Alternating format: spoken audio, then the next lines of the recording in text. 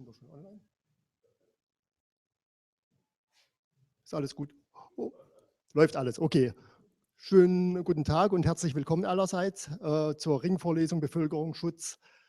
Mein Name ist Frank Fiedrich, die meisten von Ihnen kennen mich hier. Ich leite den Lehrstuhl Bevölkerungsschutz, Katastrophenhilfe und Objektsicherheit hier an der Bergischen Universität Wuppertal im Fachbereich Sicherheitstechnik.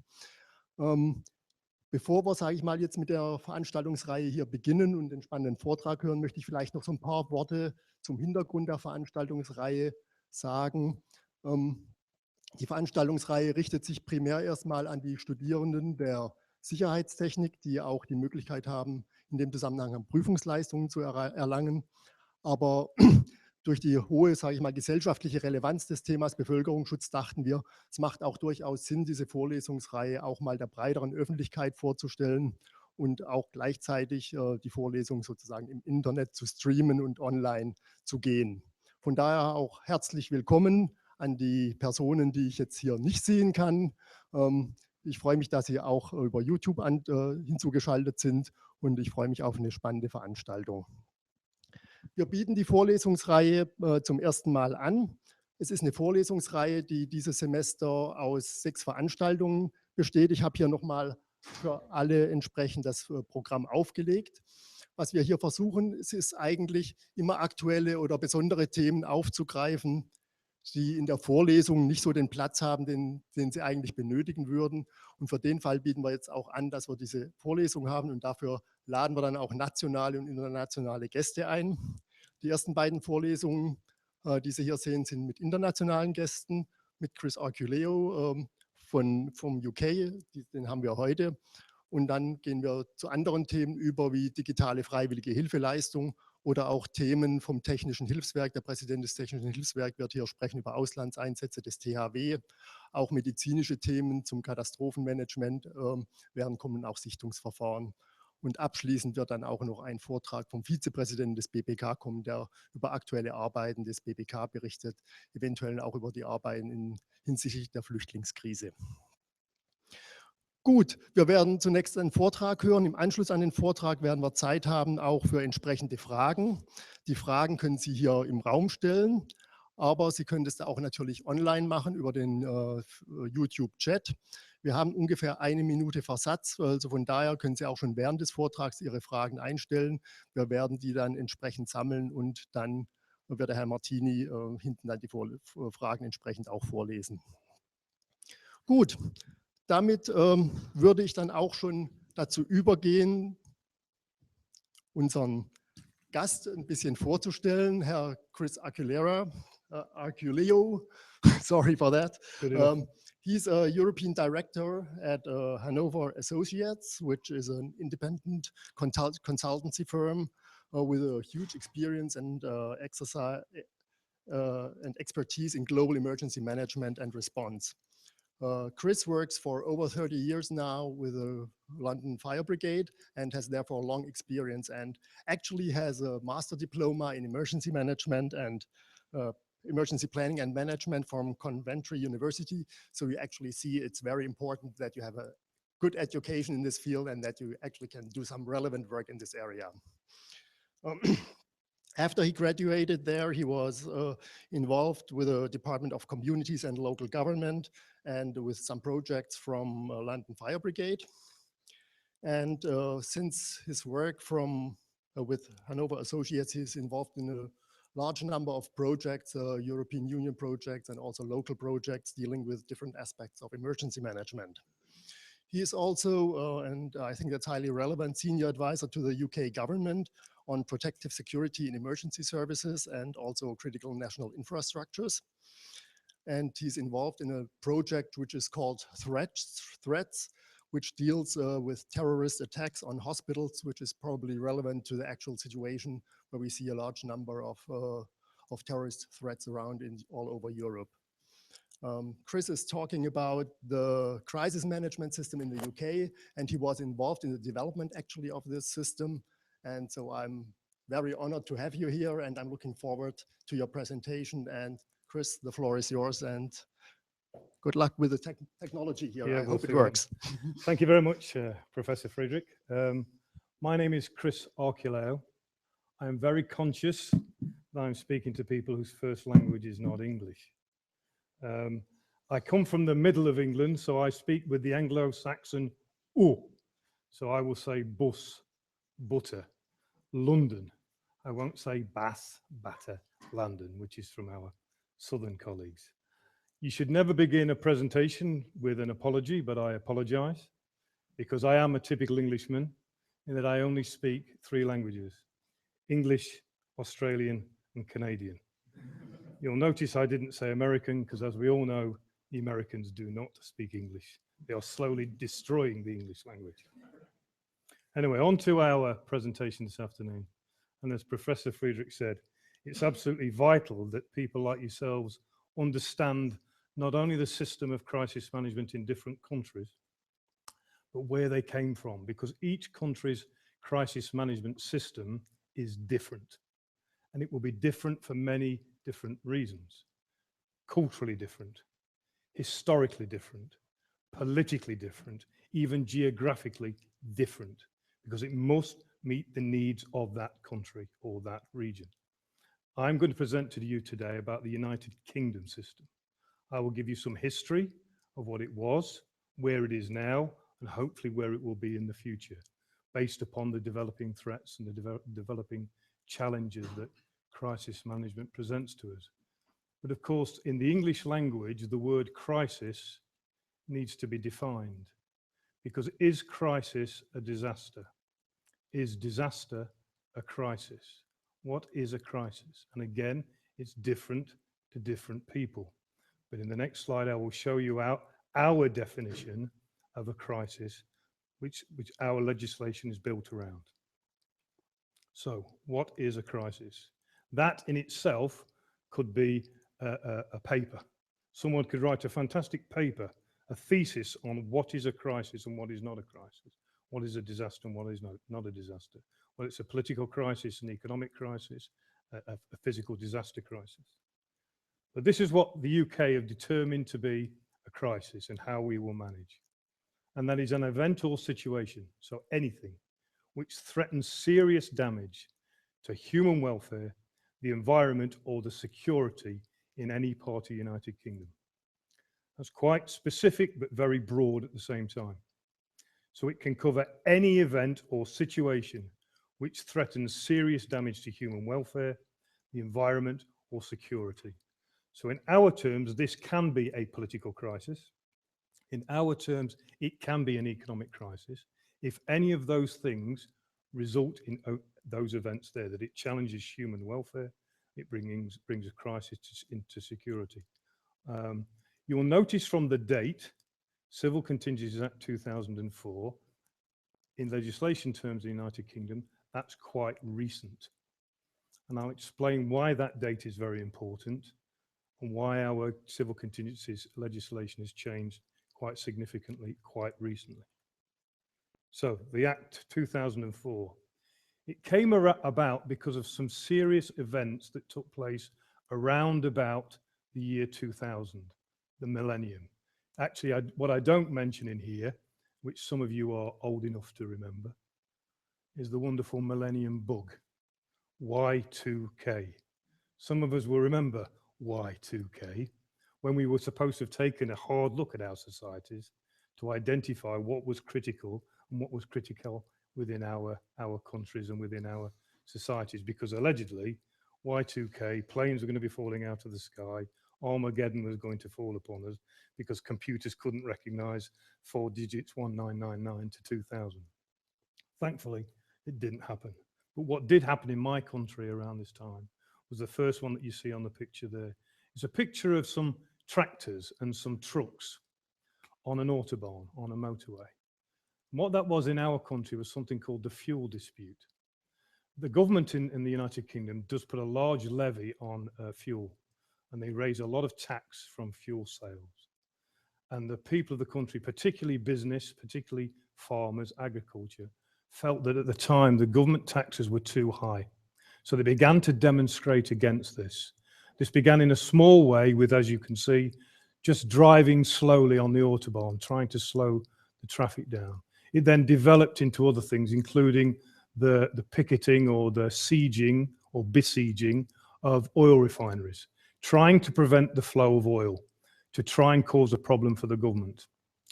The analysis of our government was, because of our just-in-time economy, because of our lack of resilience, that if this dispute had carried on for 2 or 3 more weeks, it could have potentially resulted in food riots in the United Kingdom, because it disrupted significantly the supply chain. And when the supply chain nowadays in our countries is disrupted, very, very quickly now, things go wrong. We have no storage capacity anymore. We have very little resilience when the supply chain is broken. So it was a real concern. And of course, the other issue in my country is we do not have a single agency responsible for crisis management. In our country, it is dependent upon the type of crisis who is responsible for the management of it.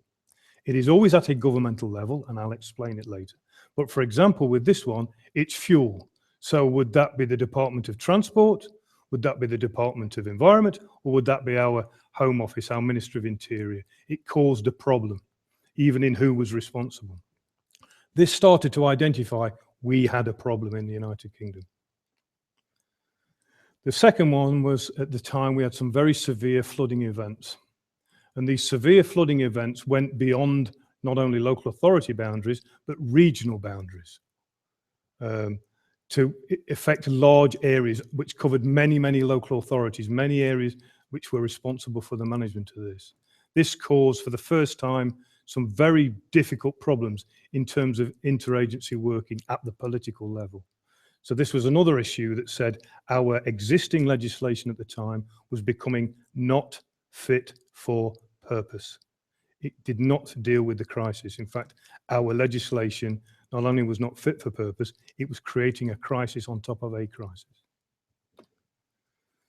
The next one was our foot and mouth disease. Some of you will remember or will have seen the disease of the cattle in particular, of the cows in particular. This caused a huge problem, and at the time, the British response to our foot and mouth crisis was effectively to kill every single cow in the United Kingdom. You are talking about tens of millions of cows had to be slaughtered. Again, who is responsible for this? Is it the Department for Agriculture? Was it the Department for Local Communities and Government? Was it again the Ministry of Interior or our Home Office? Who actually physically on the ground was going to kill these cattle? Who physically on the ground was going to dispose of tens of millions of bodies of cows? And the decision was taken to burn them, to burn these. You can't burn this amount of cattle effectively and efficiently. And in the end, my government brought the military in to burn cows. That's how poorly prepared we were. And the final one, of course, we all know, and sadly it's become even more pertinent after the events of this week, is of course the new challenge of terrorism, and particularly the asymmetrical threat and also the unpredictability of it. So all of these events made my government to look at the existing legislation and what was at the time our existing legislation. What was it historically about? Our old legislation didn't deal with the new crises of the fuel crisis, flooding, foot and mouth. Our old legislation was specifically designed for the threat that we had, or we thought we had, which we had not changed. And that threat was the same as the one you had. And it was supposedly the threat of an external aggressive attack on my country from an external aggressor, a country. And let's be honest, as far as we were concerned, it was the Soviet Union. All of our civil protection legislation was based on civil defense. And most civil protection legislation throughout the world is actually born out of civil defense, protection from war. But civil defense and civil protection are uncomfortable bedfellows. They are not the same. Some of the elements are designed to protect the public, but they were designed to protect the public by military means and/or the old CND, shelter, survive and protect stuff. But of course, the legislation which was designed for emergency powers to start a war, than to get everybody underground and safe from the nuclear bomb was not quite relevant to the new challenges in our society.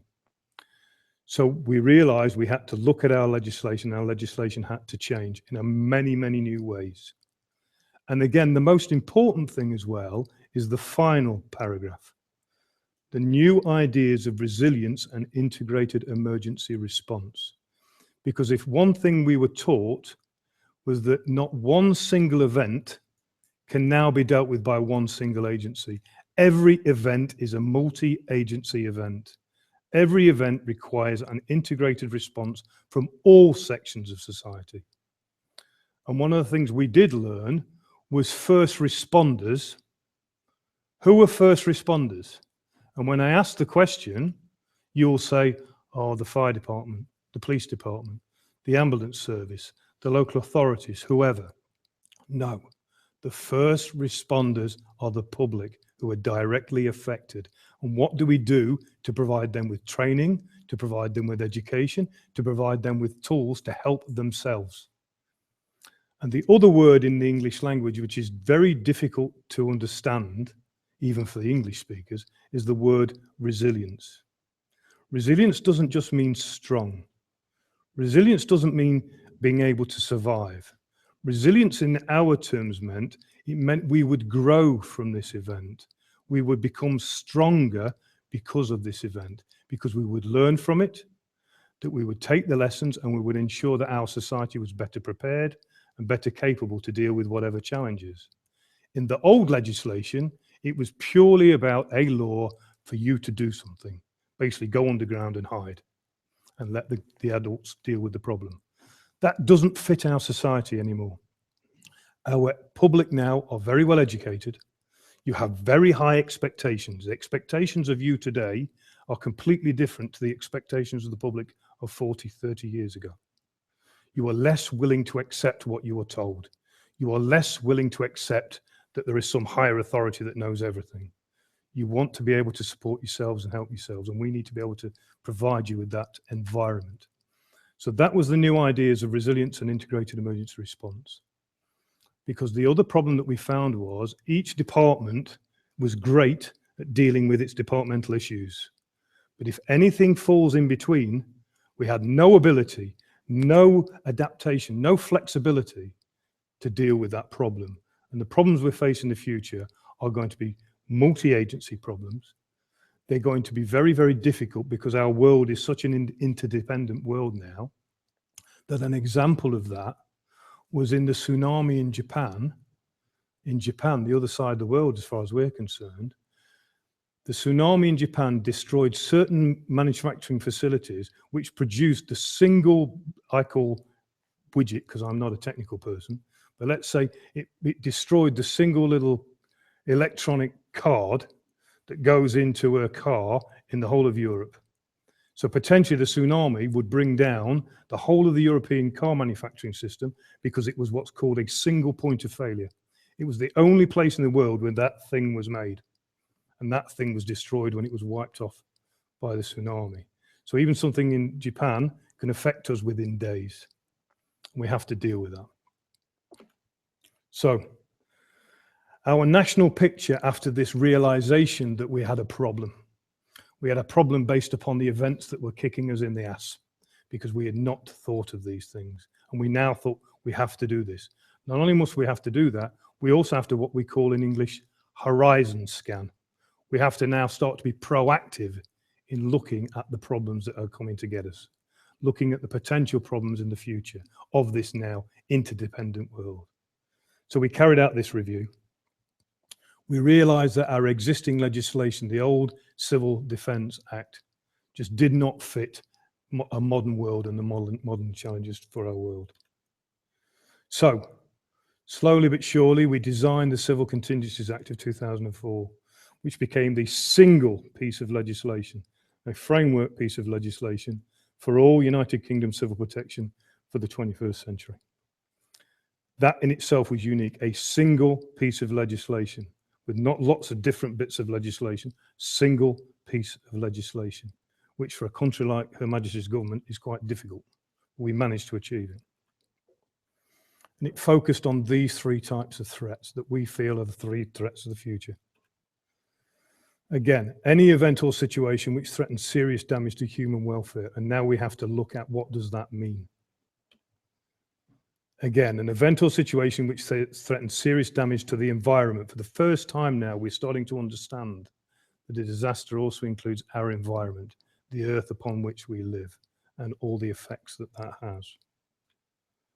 And of course, the final one, which has always been there, of course, the terrorism element is growing greatly, which threatens serious damage to our security, which quite clearly it does. So what did this Civil Contingencies Act of 2004 try to achieve, and has it achieved it? Well, the first time in my country, it placed what is known as a statutory duty, a legal requirement on all agencies, and I'll explain who all agencies are, not only to prepare their own plans, but to contribute and support multi-agency plans. So there is now a requirement in law in my country for there to be multi-agency plans to meet both local and national risk assessments. Now the next two new bits. A requirement on the local communities, the local authorities, to identify local risks and to establish and hold a local risk register. What could go wrong in our locality and how will we solve it? But in addition to that, there are national risk registers set by the government. The National Risk Register, and I've told Stefan and the faculty here that I've got a series of documents behind these presentations which are available to you, and these include the United Kingdom's National Risk Register. It also includes examples of local risk registers. So the national government also sets to all of us certain planning priorities based upon their identification of risk, and whether that risk is a terrorism risk, whether the risk may be the loss of power. Already we're talking about in the United Kingdom in this winter, which is, we've not even had a winter yet. This is warm and sunny in Wuppertal, yeah, today? We have not had a winter, and we're already talking about in the United Kingdom, we have less than 0.5% capacity for electricity generation already.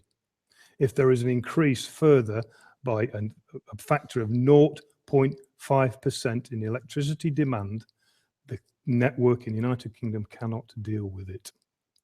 So we are anticipating if we have a severe winter, we are going to start to get blackouts. And if we get blackouts, failures of power, that has a huge impact now on our society, as I explained before. It requires the production of a local risk register, but it also requires the establishment of a local resilience forum, so a multi-agency group by law required to identify local risk and to produce local, individual agency and multi-agency response plans. And this process must contribute to local response, but also contribute to national response. If there is a national crisis, then the local authorities must also contribute to the national crisis plans. All known as the Civil Contingencies Act 2004, single piece of legislation, now making a requirement by law on all agencies. And the agencies are identified by what are known as categories. Category 1 are known as core responders. These are the main agencies who will deal with most crises and disasters within the United Kingdom. Clearly, it's the usual suspects in that it's the blue light services, it's the police force, the fire authorities, the ambulance services, for the maritime and coast guard agencies, but also port health authorities, principal all local authorities, the Health Protection Agency, which is a single health agency within the United Kingdom, and the Environment Agency, which is the single agency to deal with all matters to do with the environment. They are core 1, category 1 responders. But in addition to those agencies who now have a statutory duty, not only to develop their own plans, but to work with others to produce multi-agency plans, There are also category 2 responders, and these are what are known as cooperating responders. The other agencies, utilities, i.e. the gas companies, water, electricity, telephone, all the utility companies, transportation systems, strategic health authorities, and this health and safety executive. So now you're starting to see the integrated system that we're trying to develop. There is no one single agency can even deal with a simple issue. If there is a car fire on the highway, there are at least 4 agencies involved. Simple car fire on the Autobahn, 4 agencies involved. So you can imagine the number of agencies that are involved if we had, for example, a power outage, an issue that would cover everyone. And now they are required to work together by law. And this is the specific duties that this Act places upon all agencies in the United Kingdom. The category 1s, the core responders, have the following requirements by law, of course, to respond. And the crazy system was, before 2004, in my country, we had agencies who were required to be established. Fire departments were required to have a fire department. They were required to have a system to receive calls. They were required to have a system to train. They had a requirement to have a chief fire officer and a management structure, but they were never required to go to a fire. It was missed completely off the legislation. And it's actually amazing when you actually read legislation, as complex as it is, sometimes it's so complex, you miss the wood for the trees. You cannot see the wood for the trees. So we had to correct that, and there were many other agencies. So of course, the first requirement is you must respond. But that sometimes isn't quite as clear as you think it is. You will respond. Because sometimes a response is not to respond. And that sounds really stupid. But actually sometimes in our new world, where, for example, there is a large-scale, multiple, simultaneous attack on a number of cities, on a number of areas in a country, maybe we need to keep a strategic reserve behind. Maybe this is just the beginning. Maybe we shouldn't send everything straight away. Maybe that would cause an even bigger problem. So now even to respond means also to consider not responding, but with a reason, with a risk assessment. The second one of the most important ones in my view, is for the first time, they are required by law to assess the risks of all emergencies occurring within their locality and to develop what's known as a community risk register at a local level. This not only informs the emergency planning system, but also what is known as business continuity. And I'm sure you're all very familiar with the word business continuity. No matter what happens, you will continue to provide your service, preferably at the level it was before the crisis. It's no good when we had things like 9/11, where half the day shift, half of the New York Fire Department was killed on that day, but it still has fires to go to outside of the Twin Towers. It still has emergencies to respond to. It still has to pay its staff. It still has to do stuff. No matter what the crisis is, you have to continue. It's a duty to continue. It's a duty that it's not just about the one crisis, it's about the rest of society. That's now a statutory duty. And business continuity as part of emergency planning is very, very important and as part of crisis management. To make emergency plans, of course, to actually have those plans and also to test those plans and exercise those plans. And one of the big issues with training and exercises are that people do not train. They use exercises to train and then are surprised when the exercise is a disaster. Because an exercise should only be designed to test the previous training and test what you expect to happen. You expect this department to come and do that, and you expect them to do this, this, this, and this, because that is the plan. So then you have an exercise to test to confirm that. And how many times, as you will see in your careers in the future, when you observe exercises, that actually you'll suddenly find the exercise was designed to fail because people have never been trained. They do not understand their roles and responsibilities. And certainly, even if you understand your role and responsibility in your agency, the other agencies do not understand your role and responsibility. I do not understand the roles and responsibilities of others. If that is the case, we will fail. Another very, very important one is to warn and inform the public. By law now, we have to warn and inform the public on civil protection issues, which is also now a requirement to go into schools. So starts to teach resilience. I was telling the professor earlier on, I had the great privilege to meet a gentleman called General Russ Honore.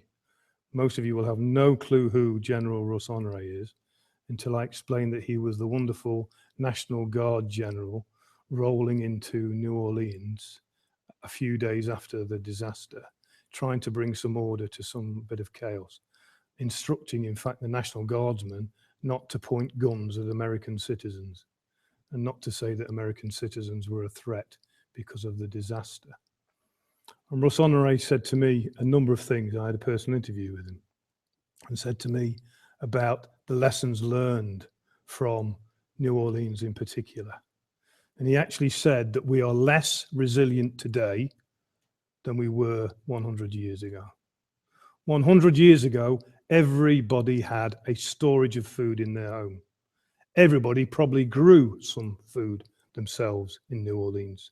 They had a small bit of a garden where they would grow something. They would keep a few chickens. They would keep a few animals. They would have dried goods stored in the home somewhere. But in today's world, the city dwellers of today, and I guarantee some of you are young enough, that when you buy your flat or rent your flat in the middle of the city, there won't even be a kitchen. If you do store food, it'll probably be in the refrigerator and the freezer and nowhere else. And what is the refrigerator and freezer dependent upon? Electricity. And when the power goes, your food supply is gone within hours.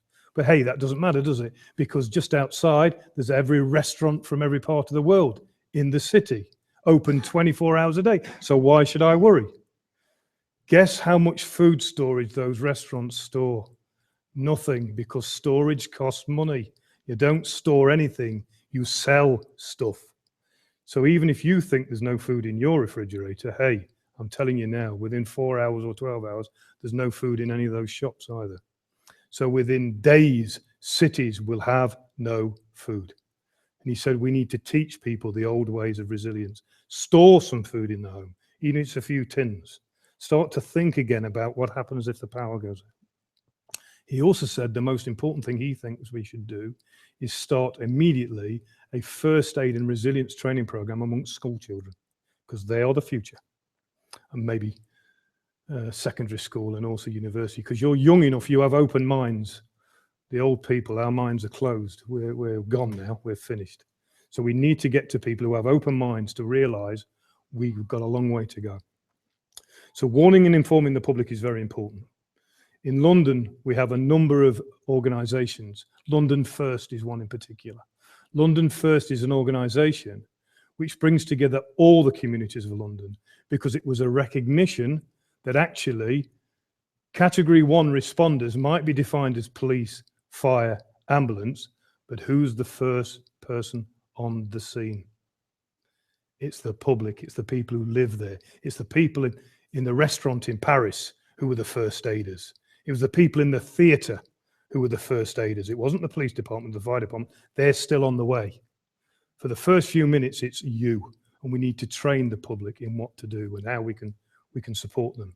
So that's a very important part of public education, which is now a statutory duty in my country. And again, to maintain business continuity, to ensure that no matter what happens, you continue to operate. You continue to operate. You must continue to provide a service. So you have to think of every possible challenge to service delivery and overcome it. You have to do that by law in my country now. So another big issue and it's a huge issue. These are fine words in red, fine words that seem to make complete sense. To cooperate and share information. They now have a statutory duty by law that agencies, category 1 and 2, must cooperate and share information for purposes of civil protection. It seems obvious, doesn't it? That the fire department should be talking to the police department, who should be talking to the health department, who should be talking to the local authorities, who should be talking to the utility companies. So we all talk to each other. Do you think that's a reality of human nature? No, it's absolutely not. Because information is power and you don't want to share it. Sometimes it's the correct decision because, hey, some of the information I have is, it's private, it's secret, it's for my business, not for you. But we've had to change that way of thinking, and it's not been easy. Some of the information that's shared, for example, it's now a statutory duty for some of the security services to share some of their information with the responders. Because how are we expected to respond to the challenges and threats if we do not know what the nature of the challenge and the threat is? We have to know. We have to know today what potentially we will be faced with in 5 years, because we now need to start our research programs on new training, on new equipment, on new procedures. We need to begin now to face the challenges in 5 years. It's no good in 5 years the challenge arriving and then going, oh, what are we going to do now? And that's what we did in the United Kingdom in the 2000s. We failed to look for the new challenges until the new challenges, excuse my English, bit us in the ass. And when they bit us in the ass, we suddenly realized we had a problem and we had to deal with that problem. So the issue of cooperation and sharing of information is very, very important, but very, very difficult. Very, very difficult. And I was part of a program in the United Kingdom to develop something called interagency liaison officers.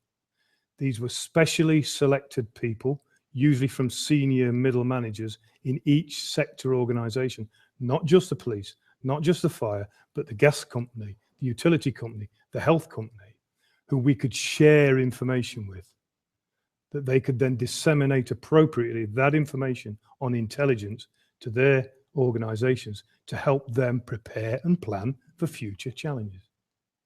And that's not easy. It's a very difficult thing to achieve, and it's still difficult. Also, to participate in local resilience forums. So local groups of multi-agency responders, all the responders we spoke about now, are required by law to meet. In fact, most of them now are standing full-time committees. They do nothing else but manage the risks of all the agencies, and these are known as local resilience forums. And their whole purpose in life is to develop these plans and to share. And if there is a problem in sharing and cooperating, it is their duty to overcome that problem locally. And then for our local politicians, our local authorities in particular, they have specific duties to promote and raise awareness of business community continuity within the community.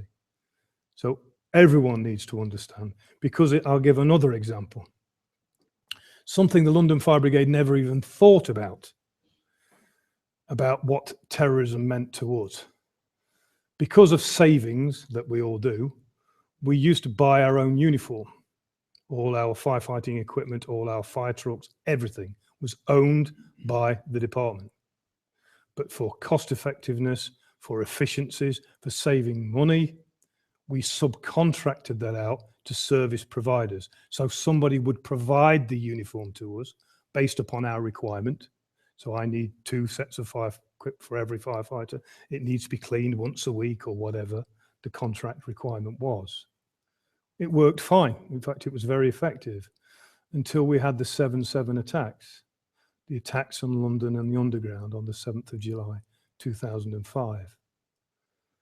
When our firefighters went into the tunnels to rescue people and do whatever they did. And our fire trucks rolled into what's known as the inner cordon, very close to the scenes of the bombs. And guess what? The police then said, the firefighters cannot leave. We need to take all their clothing off them. You cannot take your fire trucks back to the fire station because they now have evidence. There may be parts of the explosive on the fire truck. So we now need to impound. We need to keep the fire truck staked there. It cannot leave. The firefighters cannot leave. Their equipment cannot be used again. It's now being put in a bag to be used for forensic science. Sugar. We'd never ever thought about that.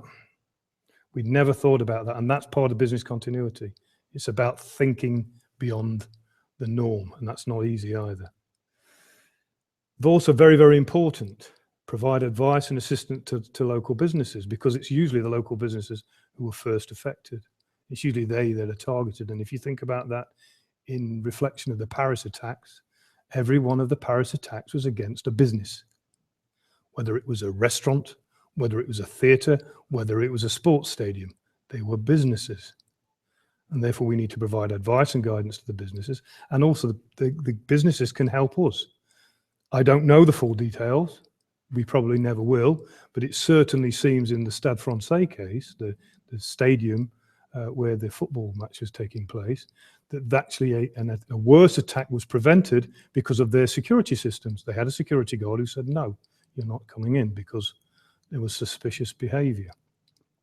That's fantastic because of the lessons learned, that we're actually starting to do something. So business can assist in a great deal. And then, of course, in addition to that, they have to provide detailed advice on a one-to-one basis. So as you, as a member of the public, want advice and support on civil protection matters, it is the local authority's duty now to provide that to you. So, just to reflect on what I said, by law in my country now, all the key responders must respond. They must assess the risk of emergencies and compile a local risk register. They must make emergency plans. They must exercise and train their staff in all their roles and responsibilities. And these plans must be multi-agency, integrated plans. They have to, by law, warn and inform the public on all civil protection issues. And they must also maintain that advice and warning during the emergency and work with the media. Again, that's not always easy to work with the media. The media are also responders. In fact, sometimes when I went to an event during the 7/7 bombs and got mobilized and got sent from not so far away in my car going far too fast with blue lights going to the incident, when I got there, do you think I was the first person there? What first thing do you think happened? As you get out of your car, you get a camera stuck in front of you. The media are already there. In fact, sometimes the best information we ever got during a lot of disasters was to turn the TV on. We sometimes got better information watching the TV than we did from our firefighters on the ground. You had better information on 9/11 than most of the firefighters inside the building. You knew what was going on far better than most of the firefighters inside the building. So the media has a role to play, absolutely has a role to play. And of course, to maintain business continuity. 1 and 2 also must do this, and this is very unique to my country. We're the British. We have our stiff upper lip. We don't like to do this stuff, but we know we have to do this stuff now. We have to cooperate and share information. It sounds simple, but it's not as easy as you think. And to do that, you have to have systems, and you have to have reassurance programs in place that if I give you my information, you will protect it. Because if I give you some special information, which may not necessarily be to do with the security of the country, but it may be confidential business information that must not get out into the community, you have to reassure me before I give the information, you will protect it. Example, the fire department in the United Kingdom has databases of nearly every single radiation risk in the country. We need to know where they are, where it's being moved to. We need the transportation systems to tell us all the time. That's very sensitive information. If they give us that, we have to prove to them we can protect it appropriately and it will not get into the wrong hands. Again, that's not easy. Local authorities to raise awareness of the business continuity, provide assistance to local businesses and provide assistance to people one-to-one. So what does that look like? At a local level, if there is a crisis, a disaster, we establish this thing. It's called the Strategic Coordination Centre, the SCG. You will maybe sometimes have heard of it, we'll talk about it later, of GOLD. But it's basically the Strategic Coordination Centre. Depending upon the local authority, the roles change, but it will always be chaired invariably by a politician. If this was London, it would be the Mayor of London who would chair this. To their left-hand side is always the police. The police in the United Kingdom have the responsibility to coordinate disaster response, not to command, not to control, to coordinate. And then in London, there would be all the main agencies, London Ambulance Service, London Fire Brigade. But recovery management, we even think about that now, recovery management. How do we now put our society back together again? How do we get normality back together again as soon as possible? And of course, the health, transportation systems, utility, what is known as the Joint Health Advisory Centre, to advise on matters to do with health. And the media is involved. And strategic planning of crises. I will give another example. On the days of 7/7, the July the 7th attacks 2005 in London, you may all remember, very soon after the attacks, you saw the iconic symbol of the London Underground Transportation System, known as the Tube. And it's the red circle with the blue horizontal bar, and the blue horizontal bar always says the name of the station. So Leicester Square, Piccadilly Circus, wherever. One day after that disaster, you will have seen the red circle with the blue bar, and it said, "We are not afraid." Like you saw in Paris this week, we are not afraid. That "we are not afraid" in London was designed and printed 6 months before the attack. Because we knew one was coming. Our risk assessments told us there would be, at some time in the future, an attack on the London transportation system. Not only must we respond to the consequences of the attack on the London transportation system, we must also provide public reassurance, not only to our own people, but London is an international city. London is a city at the centre of business and commerce. London is a city that needs to continue. London is a city that needs to provide evidence and confidence to the rest of the world that London will not be moved by this. It is still a safe city. It is still a resilient city. And sometimes a simple emblem, a simple message can transmit that better than anybody can in talking for 3 hours. We are not afraid. Designed 6 months before the attacks. Because that's when you start to plan and prepare and think about your real risks. Not only how we will respond to them, but how will we politically respond to this? Look at the wonderful role that Mayor Giuliani played in 9/11, in reassuring not only New Yorkers and Americans, but also reassuring the world that New York would grow from this. New York would get back to work very quickly. That was not necessarily the case with other cities that have been attacked. And certainly the Bali bombings, whereas most other countries like London and New York, actually business and commerce grew months after the attacks. In other cities that have been attacked, because maybe they were perceived not to have to responded so well, their business went downhill. And certainly the Bali bombings had an effect negatively on the economy of Bali. So that's something else you have to think about, business continuity. That's at the London level, or at the regional level, or the local authority, or in the German case, in the Landauer level. But of course you have, and I know it's different in Germany because of your unique history, but we have a single central government called a strong single central government. So we always have to have governmental control. And some of you may have heard of this Cobra. Cobra, the Prime Minister has called Cobra. And you see all the ministers running into the Cabinet Office. Cobra stands for the Cabinet Office Briefing Room, COBR. But it sounds great because it sounds like a snake, Cobra. But it actually stands for Cabinet Office Briefing Rooms. And basically this is all the ministers, all the departments being brought together by the Prime Minister or a very senior minister to say, right, we need an immediate assessment. What is happening here? What is happening? What is the story we're getting from the ground, from the local resilience forums? What is the story we're getting from the incident? Right, are they dealing with it well? Do we need to be concerned about the immediate aftermath, or can we focus in on the more strategic issues, the business continuity stuff? Or do we need to close our airspace down if it's a terrorist attack? Do we need to start an immediate investigation because of a natural disaster? So that's the more strategic things the government will try to look at. And it looks like that, and it looks very, very busy. And it has an awful lot of representation there. And I won't try and bore you with all of them, but I'll bore you with some of them, okay?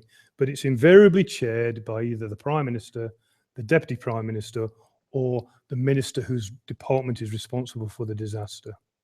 This one is an example of a terrorist one. It's actually the example of the one we sat after the 7th of July attacks in 2005. And who are they? Well, of course, you have the lead government department. And in our country, the lead government department is dependent upon the nature of the disaster because they are seen as the experts. So, for example, if it is terrorism, it will be the Home Office, the Ministry of Interior. But if it was flooding, it would be the Department for Environment because it is their responsibility for the environment. So it changes depending upon the nature of the disaster. What has been interesting in the Civil Contingencies Act, a lesson learned from the government, because remember, every disaster, every crisis has the potential to become a political crisis. It has the potential for questions, very difficult questions to be asked of the politicians. Why were we not so well prepared? Why did we not see this happening? Why did we have to do this? Why didn't we do whatever? Invariably in my country, after every major disaster or every major crisis, there is a public inquiry. Always. And invariably, somebody gets sacked. Somebody will lose their job because part of human nature is we have to blame someone. We have to. And of course, the government will be blamed by the opposition. And the government will try to blame the opposition, or it will try to blame someone. So unfortunately, there is also a system of the blame game in crisis management. And the two green ones are part of helping mitigate the blame game. DAs are disaster advisors. They are senior experts who will go to the scene of the crisis just to talk to the commanders in the region. Is everything okay? Are you managing? Do you need any more governmental assistance? You know, can we give you more support? Do you need emergency funding? Whatever it is, okay? Which is great, and it's a wonderful help. But of course, it's also the eyes and the ears of Cobra, yeah? If things are not going so well. And also we have something called the Government Liaison Team, which is the political eyes and ears, maybe feeding back to the Prime Minister what the operational people are not feeding back. They're looking at the political issues. Because all of the issues after the 2000 events that I told you about, the foot and mouth, the flooding, the fuel disputes, were very much political crises. The government was being blamed for not managing. And now the government now has introduced a system where they're trying to mitigate that blame. Of course, in any terrorist event, there's a huge contribution from the intelligence agencies, which is that in blue. Of course, it's very important, again, to get the messages right. So there's always a large media element in any crisis management. Somebody has to tell the story. And of course, as we know, his story, which is made of two words, his story, is the version of the victor. It's the version of the survivor. It doesn't necessarily mean it's the truth. It just means it's the version of the one who survives. That's why it's called his story. Other government departments, because of the multi-agency nature, every government department has to contribute by law to the other government departments' response by law. Something I wanted to just introduce is, and I know if you are researchers into crisis management, you will come across these terms at some stage. This is the British National Incident Command System that's been established. And we had a great problem, even in words. And this is sometimes the biggest problem. Just like in the Bible, the Tower of Babel was built, and we have different languages because of the Tower of Babel, allegedly. Every organization creates its own language. It's mystification of language, because language is also power, and information is power, isn't it? So you try to create a language which is a mystification. The military are probably the best at the mystification of language. The military use something called TLAs. Do you know what TLA stand for? 3-letter acronyms. So example that you will have all heard of, the World Health Organization, yeah? You've all heard of World Health Organization. WHO is a 3-letter acronym of World Health Organization, WHO. The military talk in pure acronyms. They may put an and a the in between, but no one understands a word they're saying. And they create their own language. So you have to try and simplify everything so all understands if you want a genuine multi-agency response and clear communication, because communication in crisis is absolutely vital.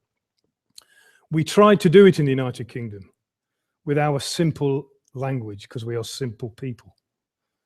So we knew at the highest level, we would call that strategic. We are looking at the strategic issues, the longer term strategy. What does this mean next week and next month and next year, not now? It's strategic. The strategic issues, great. We all agree on that, great. In the civil context in the United Kingdom, tactical is the next level down. It's the local command structure, tactical. And the local on-the-ground structure, the guy in charge of the fire truck or the lady in charge of the fire truck or the police car or whatever, is operational. Strategic, tactical, operational. Simple. No. The military use strategic, operational, tactical, and always have. So we can't even use the same words to mean the same thing. So we had to search and search and search for something that everybody would understand, whether you were 3 years of old or 93 years of old. And the only thing we could come up with is the Olympics. The best is gold, the highest is gold. The next level is silver, and the lowest level is bronze. Gold, silver, bronze. And amazingly, it works. Everyone, whether they're in the fire department, the military, the utility system, whoever, understands gold, silver, and bronze. And this is now embedded into our National Incident Command System. It's something you need to think about. Words are different in different organizations. So, at the national level, this is what it looks like. Again, this is based upon the Ministry of Interior's responsibility, which is the Home Secretary, currently Theresa May. And she has also established a National Resilience Committee. So it's the governmental level that controls the local forums, the regional forums. And each one of those regional forums must, by law, identify and establish plans for all the lower pieces here. And the second level up is all the organizations which must be involved. The utilities, the blue lights, which is police, fire, ambulance, transportation, communications, local authorities, business, health, and the voluntary sector. And they must establish these plans, multi-agency, public plans. Site clearance. I think site clearance in disasters. Site clearance is huge. It's about restoration and recovery as well. Command and control, an agreement by all agencies, who does what, when, why, and how. Agreed command and control plans from all agencies. And I came from the fire department, and I'm the first one to admit for many, many years, the fire department in the United Kingdom, maybe similar to the fire departments in Germany, did fire stuff. And we were brilliant at doing fire stuff. We never even speak to the police. To be brutally honest, we didn't even like the police. And the police would never speak to the firefighters. And we knew the police didn't like the firefighters, even at the strategic level. This was what we call in Britain, working in silos, yeah? We work in our little bubbles, and the bubbles must never touch. Never touch. That cannot happen now. They have to work together. To such an extent now that in most agencies, we have policemen embedded into fire departments, firefighters embedded into police departments, and all the way through all the agencies. So we can explain and interpret each other's plans and things. Mass evacuation. We have to have plans to evacuate large numbers of people. based upon some of the risks that we expect to face. There is a mass evacuation plan for London. Believe it or not, there is a mass evacuation plan for London. Whether it would ever work is another matter, but we have a mass evacuation plan. Recovery management. Mass fatalities, of course. We now have to plan based upon what we are told by the intelligence agencies about the capacities and capabilities of those who wish to do us harm, or on the capacities and capabilities of catastrophic weather events. A really cold winter will kill thousands. A really hot summer will kill thousands. Severe flooding will kill thousands, potentially. We have to deal with that, and we have to manage the management of mass fatalities. Of course, the problems of chemical, biological, radiological, and nuclear substances, and also something new, the management of the critical infrastructure. And I guess most of you will know about the critical infrastructure, something in my country known as the CNI, the critical national infrastructure. Those key nodes, those key elements in our society that if we lost it would critically affect the running of our country. Sometimes that can be as simple as a power plant. If we lose this power plant, then we lose the whole of power for a region. And this would have massive consequences. So it's a critical asset. It's a single plant that must be protected at all costs. Or it could even be a function. Sometimes within our country, we even have road junctions, certain parts of our transportation system, which are critical national assets. If they were attacked or lost, it would fundamentally affect our national transportation systems. Therefore, we have to have specific plans to protect them. During the floods recently in the United Kingdom, fire chiefs were told to protect certain installations. And when they asked why, they were told, oh, it's a critical national infrastructure asset. And then the fire chief said, well, why didn't I know? If I'm supposed to protect something, then at least I should know what it is, and then I can develop my plans. Proof, again, we were not sharing information appropriately. This is an example of London, of the plans specifically, and every one of these is available on the internet. These are the public documents. Of course, there are other layers of information that are not available publicly, but these are the public information documents.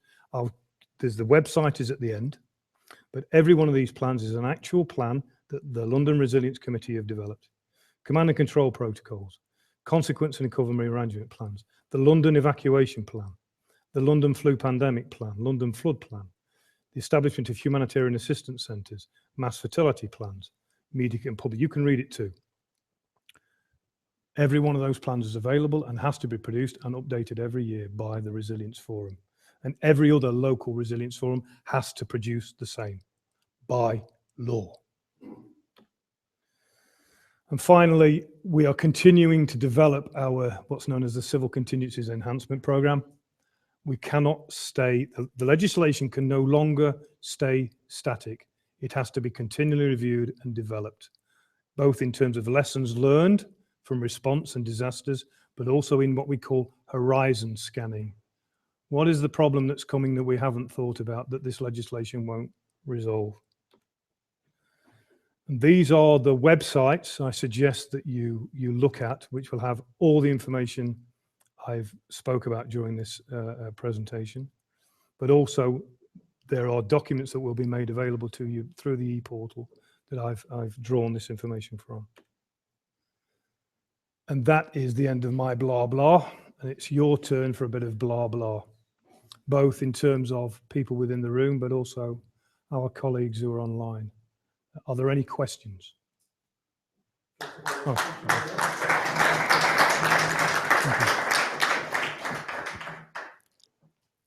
Oh, yes, so we like to open the floor for questions, maybe first here in the audience.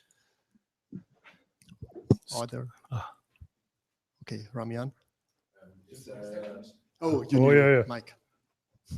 In the statutes and number 4, they say to warn and inform the public. Yes. But the public can also produce some information. Is there an agency who makes social media monitoring to get information?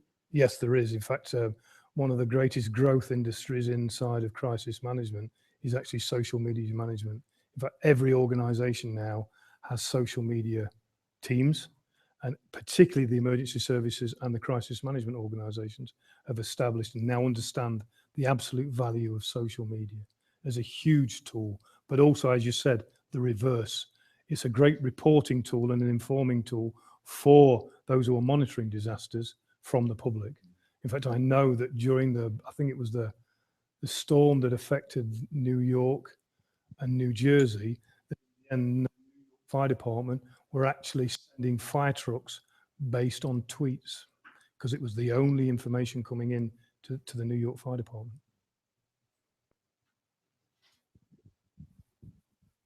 Okay, I saw there another question. Hello, Chris. My name is Irina Meyer. I'm working in the field of the transport of dangerous goods. Yes. And you have mentioned also the transport sector being one of the co-responders. Yes. Is it also the private sector Yes. that the trucking companies will get involved and Yes. other logistics companies? Yes, it is. In fact, that has been an issue in itself. In the past, we would have been very resistant to private organizations. You know, we have a culture of maybe being afraid of private organizations, but now, certainly in my country, and I think it's the same in the most of the world and certainly in Europe, a lot of critical infrastructure, a lot of key services are managed entirely by the private sector. So it's absolutely important that we bring the private sector and business into this. I mean, nearly the whole of our railway infrastructure, the railway transportation system in the United Kingdom is private.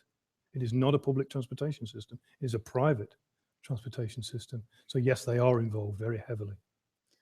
Second question that I have, considering the accident in China, in the Yes. port. Do you have any information from what I have read so far? It's a lack of the information of the fire brigade knowing about the properties of the chemicals. As far as I know, there were substances involved which are flammable in when they come into contact with water. Yep.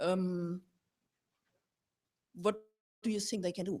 Well, they can look at the United Kingdom's Civil Contingencies Act and they can look at that, cooperate and share information. Quite clearly, the Port Authority knew of, well, we assume the Port Authority knew about the products within the port area. We assume that. We don't know that's true because maybe the stuff was put there without their knowledge. But someone knew, and someone did not share the information, we assume, with the fire department, or if the fire department had the information, it did not then effectively put a plan in place because it clearly didn't know about the properties of those hazardous substances and how to deal with them. If you consider from transport now, they are asking every consignor shipping dangerous goods to China to provide safety data sheet, to provide emergency telephone number, Yep. and all these stuff. But from my point of view, it's useless if they don't change the system. Yeah, exactly right. I mean, we have the ADR system in Europe, the agreement, whatever it's called.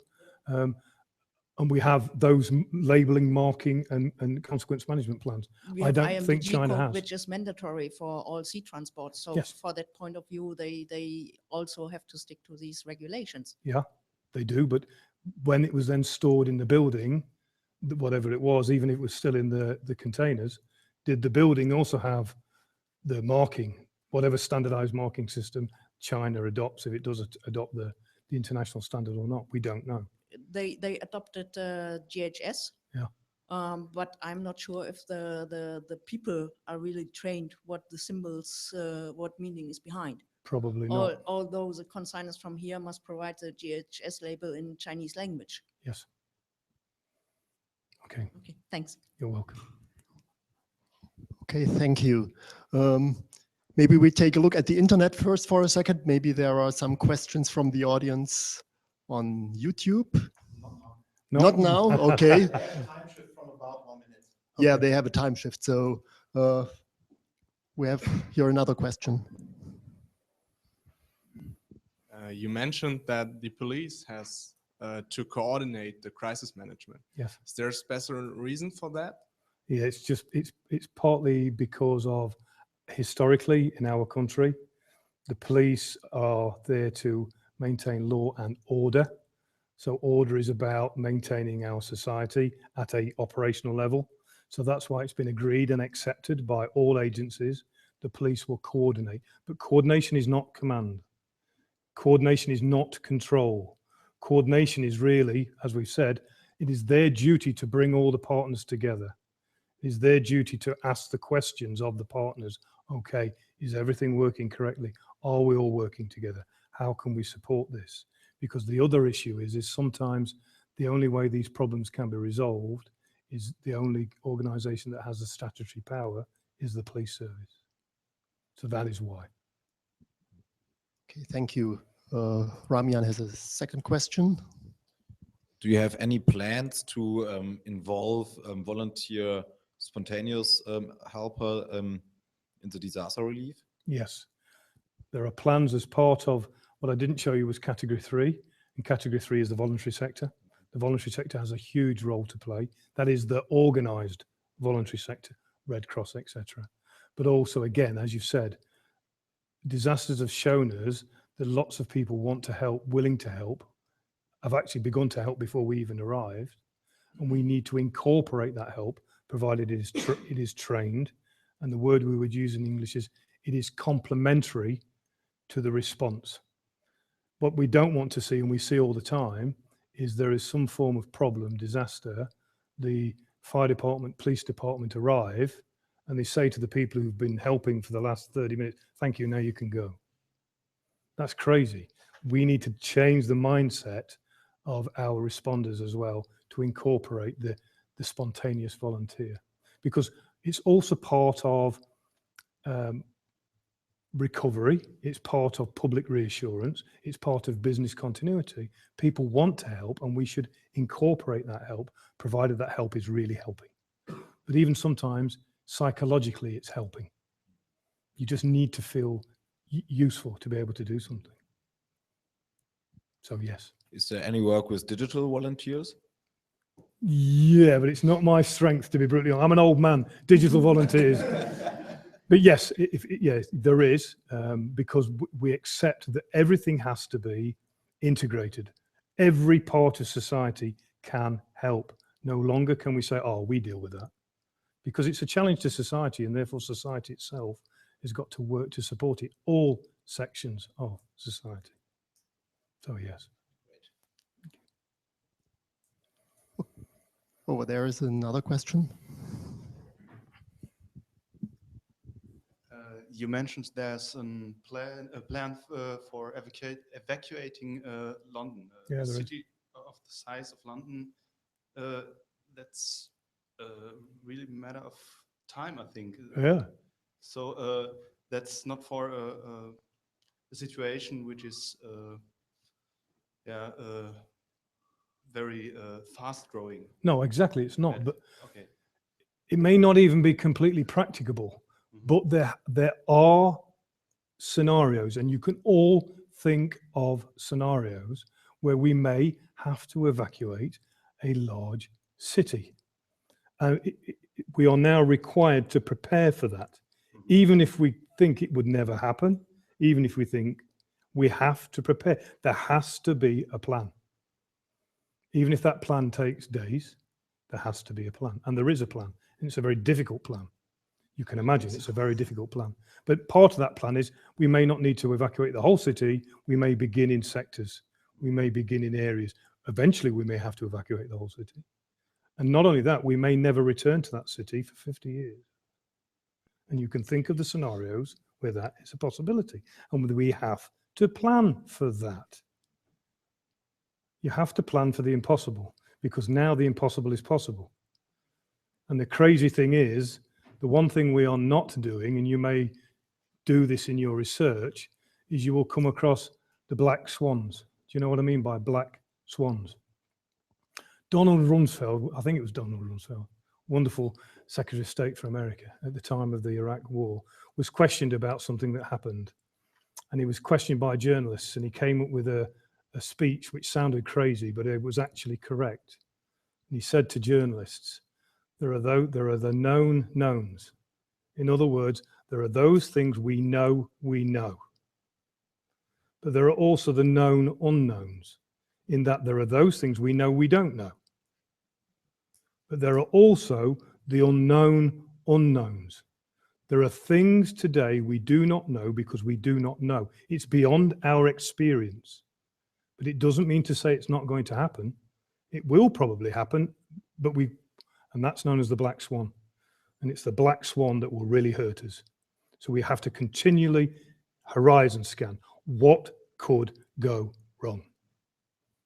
Outside the box, yeah? Okay. Okay, thank you. I also have a brief question. You were mentioning the interagency coordination as a very important factor. Yes, and you mentioned the problems of common language and that you use liaison officers.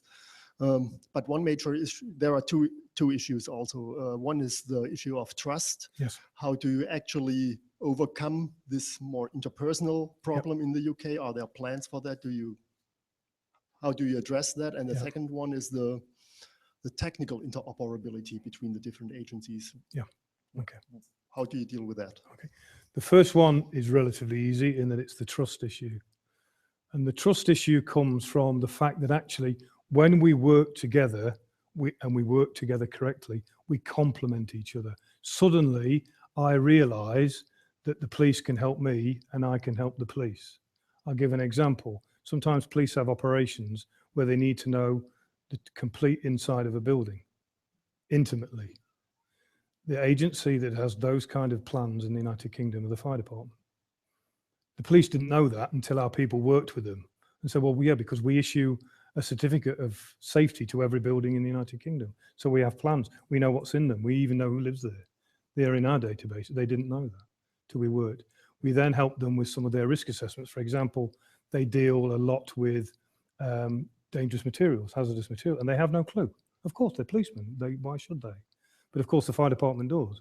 So when they told us, we have a problem and it may involve this, we said, well, that's okay, because you do this, this, and this. Oh, we didn't know that. So we actually, once we start to work together, the trust grows very quickly because we actually see very quickly the added value of working together and the complementarity. Of course, there are difficulties. There will always be, in English, turf wars. Police are bigger than fire. Fire are bigger than hell. There always will be. That's just the nature of organizations, but we can overcome that. In terms of the technical stuff, we do not teach our interagency liaison officers to understand entirely the technical matters within the police department. What we would do is we would get a technical expert from the police department with a police or interagency liaison officer talking to a fire interagency officer. So it's almost like they would interpret. It's like we get, again, with the hazardous materials. Most of our people are not scientists, they're not chemists. Some are, but most are not. But they understand the language of the chemist, and they can take the language of the chemist and explain to the firefighter what he must or she must do with that language. And it's the same with the technical aspects. We will have somebody who will understand and they will interpret what that means. In other words, they will operationalize for our agency what that agency is doing. And it's been actually very successful. Okay, thank you. Oh, we have a question on YouTube. Oh, that's great. Do you have a social media program to build resilience of the population? For example, there are some experiences to communicate psychological first aid on social media. The short answer is yes, there is. As I've said, each responding agency are now developing their own plans on how to utilize social media and actually looking at both the benefits but the disadvantages of the use of social media. Because everything on social media is not necessarily true, you know. There are a lot of bad people who use social media, and there has to be a filter system. And sometimes that filter system can slow down actually good information. So it's a very difficult and very new thing to be dealing with. But I guess it's no different to answering a call on the telephone and assessing what you're being told. It's just using a new media. And of course, the other thing is the speed, the rapidness of that media. But it's something that's absolutely going to become at the heart of emergency response and crisis management. Okay, thank you. One more? There is one more. I didn't see that. Okay. I have another question. Have other events since 7/7 shown or proven that the London Resilience Program is widely spread among the public? That's also sufficient. Yes, I think it has. It certainly has in terms of communication. I think the communication between the agencies and the public in London is much better. It's definitely much better. They know now the mechanisms to communicate. They know how to get the information.